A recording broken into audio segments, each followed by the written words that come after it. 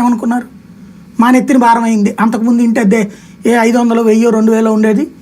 ఆ hitech city వచ్చిన తర్వాత ఇవాళ చూడండి హైటెక్ సిటీలో 35,000, 40,000 అద్దె.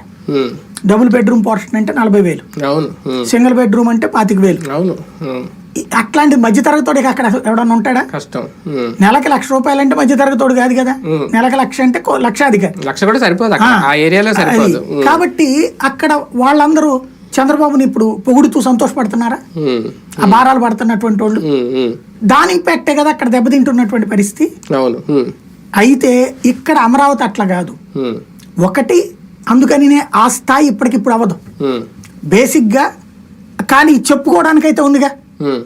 తెలుగుదేశం ఎప్పుడు చెప్పుకున్నా హైదరాబాద్ లాగా కడతాం అన్నట్టు. అదే ముఖ్య ఇక్కడ చెప్పుకునేటట్టు అదిగో అమరావతి హైదరాబాద్ రూట్లో వెళ్తోంది. లాస్ట్ ట్రిప్ వెళ్తోంది అన్నారు.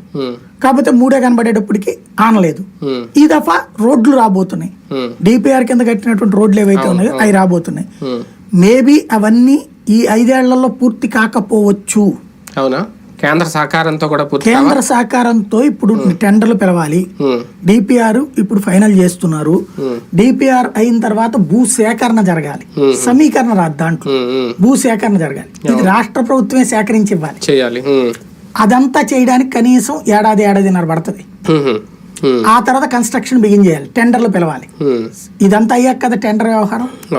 అయిన తర్వాత పని ప్రారంభిస్తే ఇప్పుడు చంద్రబాబు గారు క్రిందసారి 2014లో ఉన్నప్పుడు బిగిన్ చేస్తే 16, 17 టైంలో Kanakadurga flyover, Machilipatnam highway, bench circle flyover plan చేశారు.